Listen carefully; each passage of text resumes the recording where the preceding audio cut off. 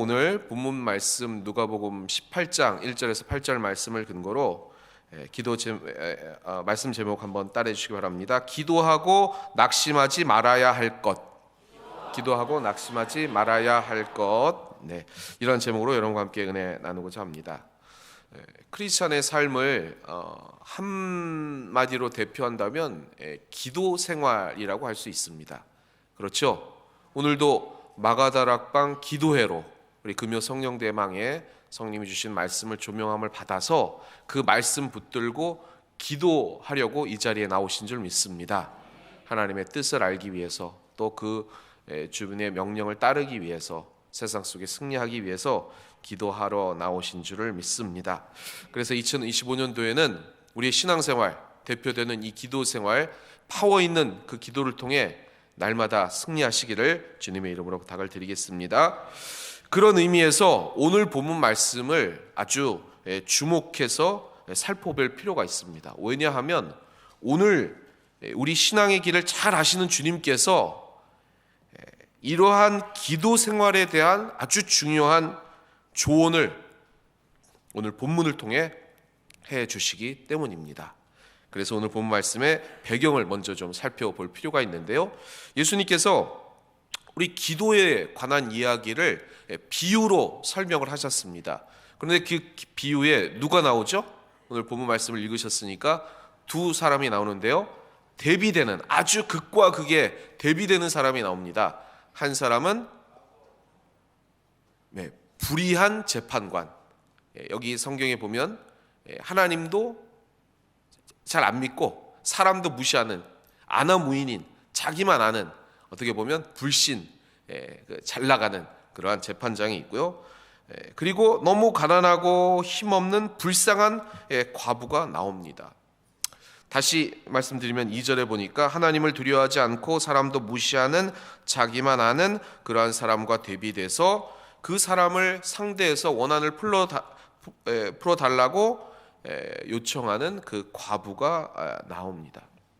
그래서 무슨 원한인지는 잘 모르겠지만 이 문제를 해결하려고 어떻게 했느냐? 어떻게 했죠? 이 과부가? 어떤 방법? 가난하고 힘도 없고 할 게 딱 한 가지밖에 없는데 그게 뭐죠? 3절에 보니까 자주 그에게 가서 이렇게 돼 있습니다. 재판장을 무조건 살려달라고, 이 문제 해결해 달라고 계속해서 찾아가서 호소했다는 것입니다. 길거리에서 지나가는 거 봐가지고 호소하고, 또 어떤 재판장이 참석하는 어떤 행사에도 참석하고, 집에 퇴근하는 것 오면 또 해달라고 바지가랑이에 붙들고 그렇게 해결하려고 계속 얘기를 했겠죠. 그래서 마침내 이 불의한 재판관이 하나님도 두려워하지 않고 사람도 무시하는 이 아나무인의 이 불의한 재판장이 두 손 두 발 다 들고 내가 이 여자 어떤 이야기인지 들어봐 줘야 되겠다, 이렇게 생각했다는 것입니다. 누가복음 18장 오늘 본문 4절 5절입니다. 우리 같이 한번 합독해 보겠습니다. 시작. 그가 얼마 동안 듣지 아니하다가 후에 속으로 생각하되 내가 하나님을 두려워하지 않고 사람을 무시하나 이 과부가 나를 번거롭게 하니 내가 그 원한을 풀어주리라. 그렇지 않으면 늘 와서 나를 괴롭게 하리라 하였느니라. 네. 자, 이 비유를 우리 주님이 우리의 기도 생활의 비유로 말씀하신 거란 말이에요. 그러면 자, 여기 중요한 게 이 비유의 요점이 뭐냐는 거예요. 무슨 말씀을 지금 우리 주님이 하신 거죠? 우리한테 뭐로 이 비유를 이렇게 들면서 기도 생활이라는 것은, 기도라는 것은 이런 비유다. 한 불의한 재판장과 이 과부의 이 비유를 통해서 알아라. 어떻게 우리가 해석을 해야 될까요? 어떻게 생각하십니까, 여러분? 어떻게 생각하시는 거죠? 끝까지 포기하지 말아라. 간절히 기도하면 하나님께서 응답해 주신다. 아멘. 간절히 기도하면 하나님께서 응답해 주신다. 아멘이십니까? 자, 답이 7절에 나와 있습니다. 우리 7절 말씀 같이 한번 합독해 보겠습니다. 시작. 하물며 하나님께서 그 밤낮 부르짖는 택하신 자들의 원한을 풀어주지 아니하시겠느냐? 그들에게 오래 참으시겠느냐? 아멘. 자, 간절히 기도해서 하나님 앞에 끝까지 기도하면 하나님께서 해결해 주신다. 아멘. 이게 비유의 뜻이죠. 그렇게 해석을 하시는 거죠. 네. 그런데 우리가 두 가지 오해가 있어요. 이 본문을 이해하는데 여러분들이 두 가지 이 오해를 합니다. 첫 번째는요, 이 비유를 하나님을 불의한 재판장에게 비교를 하고 과부를 우리 문제가 있거나 소원이 있는 우리로 비교를 해서 간절히 기도하고 하나님 바지가랑이를 붙들고 살려달라고 그렇게 끈질기게 기도하면 하나님께서 지겨워서라도 들어줘야 되겠다, 이제는 들어줘야 되겠다, 이렇게 해서 하나님이 들어주신다, 이렇게 생각하시는 분들이 있어요. 맞아요? 아멘? 잘 모르시겠어요? 근데 이렇게 해석을 한다면 걸리는 단어가 있습니다. 한번 따라해주시면 하물며 하나님께서 그 밤낮 부르짖는 택하신 자들의 원한을 풀어주지 아니하시겠느냐. 하물며 걸리잖아요. 이렇게 해석을 해서 설교를 하신 분들이 있어요. 이 불의한 재판장에게 계속 수시로 밤낮 찾아가서 살려달라고 하고 해결해달라고 하고 이렇게까지 매달려 보세요. 여러분, 하나님께서 지겨워서라도 응답해 주지 않겠습니까? 근데 이렇게 해석하면 안 된다는 거예요. 비슷하긴 한데 어디에 걸리느냐? 하물며에 걸린다는 거예요. 그러니까 정확하게 해석을 한다면 이렇게 해석을 하는 거죠. 불의한 재판장은 바로 불신자죠. 하나님도 두려워하지 않고 사람도 무시하는 세상에 있는 그러한 아주 나쁜 재판장도 가부가 찾아가서 이렇게 매달려가지고 좀 살려달라고, 내가 이것밖에 없다고, 내 이 삶의 이 원한을 풀어줄 사람은 당신밖에 없다고, 제발 살려달라고 하면 귀찮아서라도 내가 도저히 못 살겠다 하고 들어주는데, 하물며 선하신 우리의 상황을 잘 아시고 우리를 끝까지 사랑하시고 우리에게 모든 것을 주시고자 하신 좋으신 하나님께서 안 들어주시겠느냐, 이 얘기라는 거예요. 약간 결이 다르죠. 아멘? 그러니까 불의한 재판장이 하나님이다 해서 그냥 매달려라 이 얘기가 아니고 믿어란 얘기죠. 세상에서도 그렇게 찾아가서 끈질기게 바지가랑이 붙들고 그렇게 좀 살려달라고 하면 들어주는데, 하물며 우리 하나님인데 안 들어주시겠느냐, 얘들아 왜 이렇게 믿음이 없냐, 이 얘기를 하는 것입니다. 그렇게 믿으시는 여러분 되시기를 주님의 이름으로 부탁을 드리겠습니다. 자, 그런데 더 중요한 것은 오늘 이게 핵심입니다. 두 번째 오해는 뭐냐면 남겨진 질문이 있죠. 정말 그럴까? 하나님께서는 응답해 주실까? 거기에 대한 우리의 의심이 있을 수 있다는 거예요. 왜냐하면 우리는 경험해 봐서 알기 때문이죠. 여러분, 기도에 다 응답 받으십니까? 여러분의 장기적인 기도의 제목들 하나님이 다 해결해 주실 줄 믿습니다 라고 하지만 잘 안 될 때 어떻게 해야 되는 거예요? 어떻게 이걸 해석하고 어떻게 하나님께 주야로 부르짖는 그러한 기도에 우리 공의 하나님, 정의 하나님께서 제가 산을 옮겨달라고 하지도 않고 그냥 허망한 기적을 구하지도 않고 그저 이 삶에 내 자녀가 좀 잘 됐으면, 우리 경제적인 여건이 좀 나아졌으면, 이 삶의 요 문제가 좀 해결이 됐으면 하는데 왜 하나님, 선하신 하나님인데 응답하지 않으십니까? 왜, 무엇이 문제입니까? 내가 잘못입니까? 어떻게 기도를 해야 될까요? 하고 그렇게 약간 의심하거나 낭망하거나 절망한 적 없냐는 겁니다. 그런 적 있으세요, 없으세요? 없죠? 있잖아요. 그럴 때 우리 주님이 아시고 오늘 본문 말씀을 얘기해 주셨다는 거예요. 그래서 오늘 제목이 뭐라고요? 자, 한번 오늘 1절 말씀이에요. 1절 말씀 같이 한번 다시 한 번만 주의 깊게 합독해 보겠습니다. 1절 시작. 예수께서 그들에게 항상 기도하고 낙심하지 말아야 할 것을 비유로 말씀하여. 아멘. 예수님께서 어떤 것을 비유로 말씀하셨다고요? 기도하고 낙심하지 말아야 할 것을 비유로 얘기했다는 거예요. 그러면 기도하고 낙심하지 말아야 될 거를 이런 비유로 들었다는 건 어떻게 해석을 해야 된다는 거예요? 우리가 기도하는데 낙심이 들잖아요. 장기적인 기도의 제목들, 하나님 몸이 좀 아픈데 좀 해결해 주세요. 그래도 해결이 잘 안 되고, 내 자녀 좀 제발 잘 됐으면 좋겠는데 안 되고, 우리 가족 구성원들이 하나님 믿고 싶은데 자꾸 세상 밖으로 나아가고, 이거 언제 응답해 주시는 거예요? 하고 기도해도 응답이 안 될 때 우리는 낙심하지 않습니까? 그럴 때 낙심하지 않을 것을 비유로 말씀하셨다는 거예요. 그러면 이 문제 어떻게 해결해야 되는 것인가? 우리 예수님은요, 분명히 알고 계셨어요. 우리가 기도하면서 우리 모두는 어느 때인가 포기하고 싶은 유혹에 빠질 것, 그것을 알고 계셨다는 거예요. 그래서 낭망하고픈 유혹, 포기하고 싶은 유혹, 간절한 기도라도 아무런 응답이 안 될 때 하나님 앞에 원망이나 아니면은 이제 그만할래요 라고 말하고 싶은 유혹, 그런 유혹을 알고 계셨다는 거예요.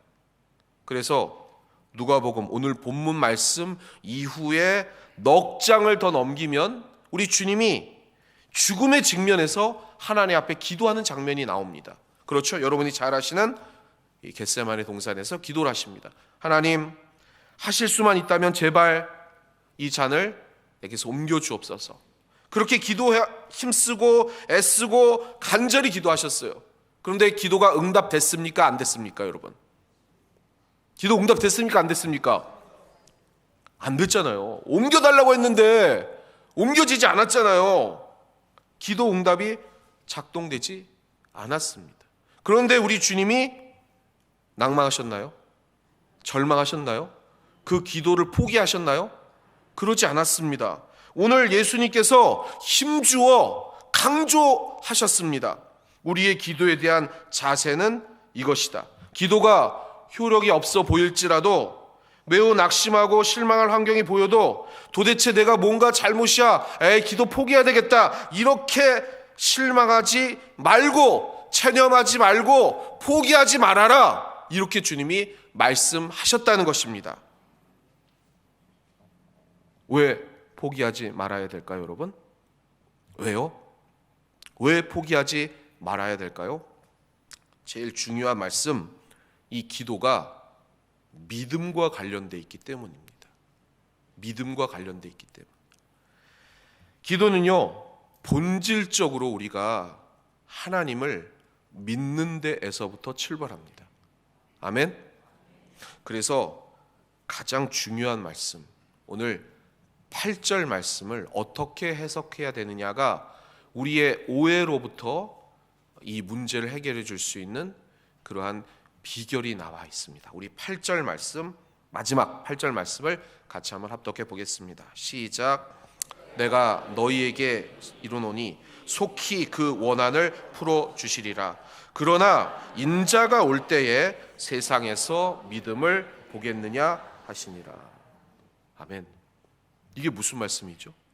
우리 하나님께서는 속히, 왜냐하면 우리의 상황을 아시니까 우리의 문제를 내놓을 때 해결해 주시는 좋으신 하나님이시라는 거예요. 그러나 인자가 올 때에 세상에서 믿음을 보겠느냐, 이거 어떻게 해석을 해야 될까요?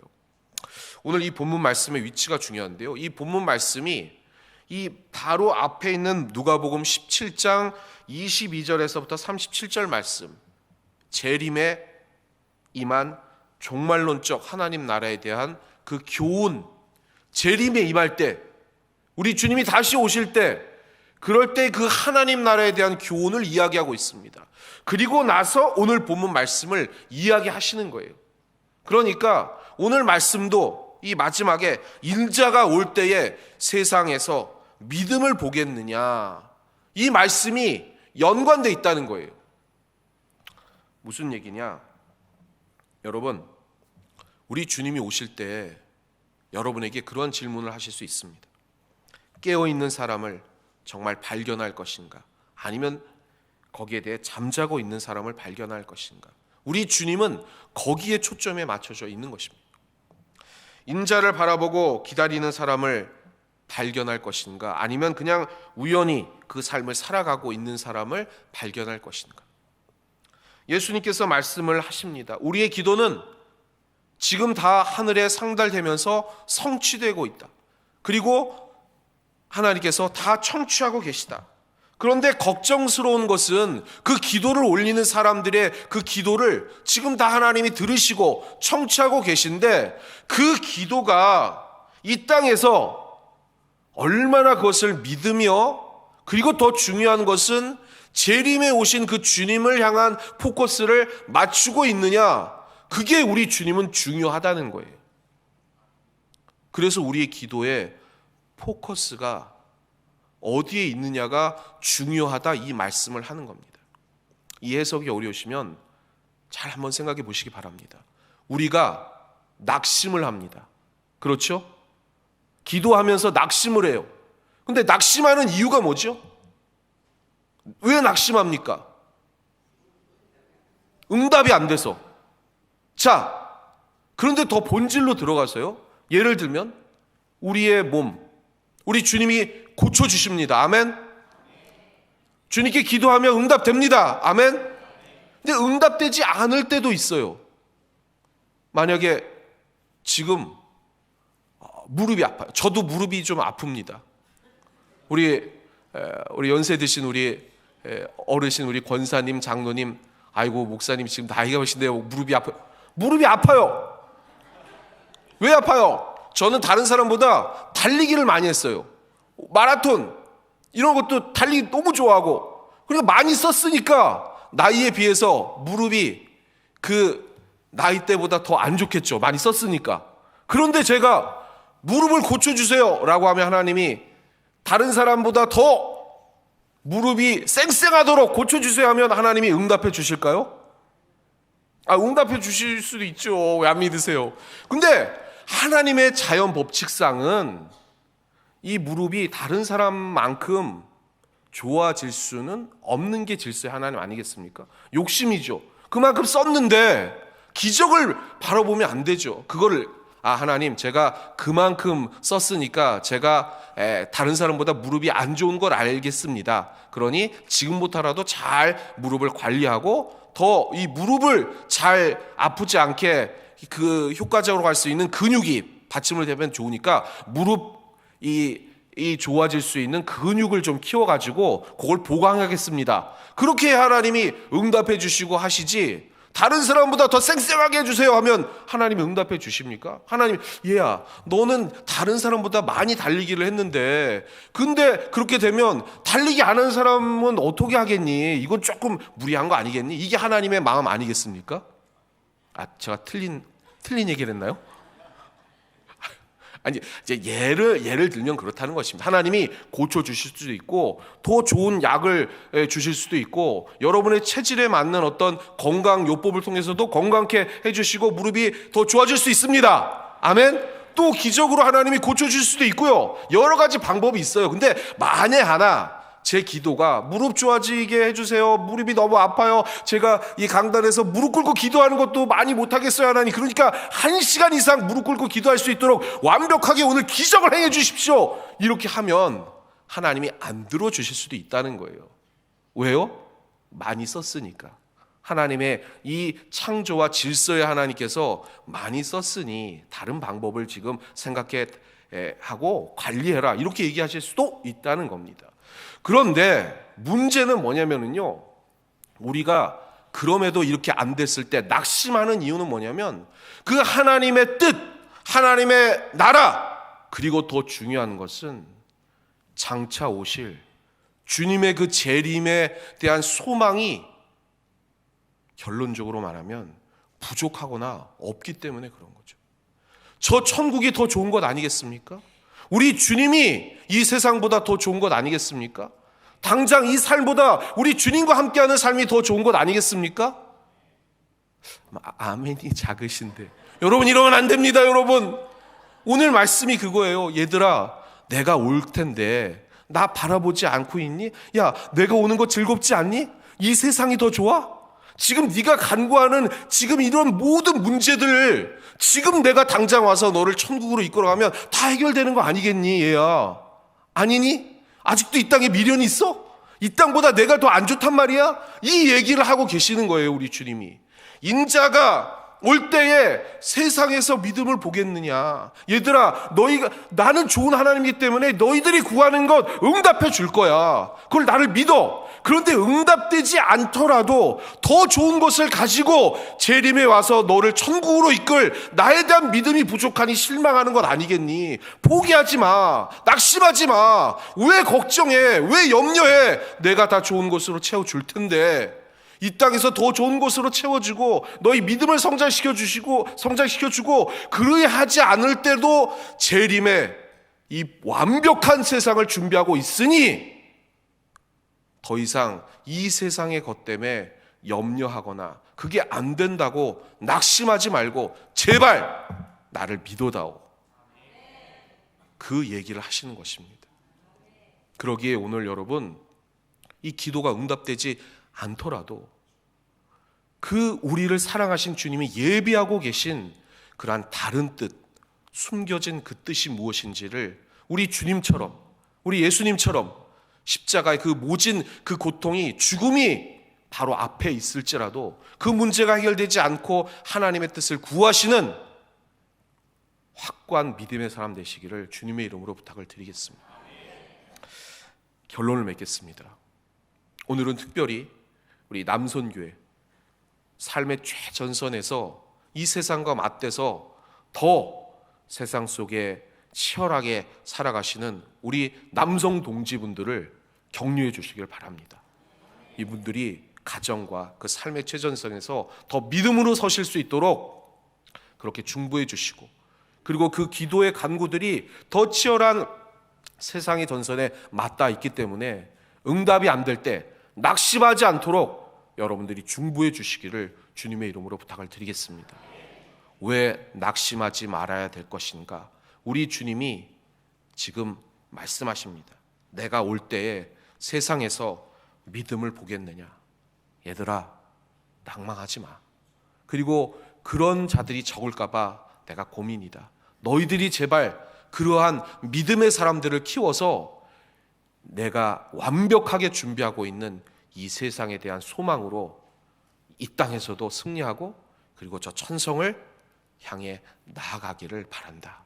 이 주님의 진정한 마음 그렇게 품으시고 앞에 말씀드린 것처럼 찬란한 하루하루를 빛나게 살아가신 여러분 되시기를 주님의 이름으로 축원합니다.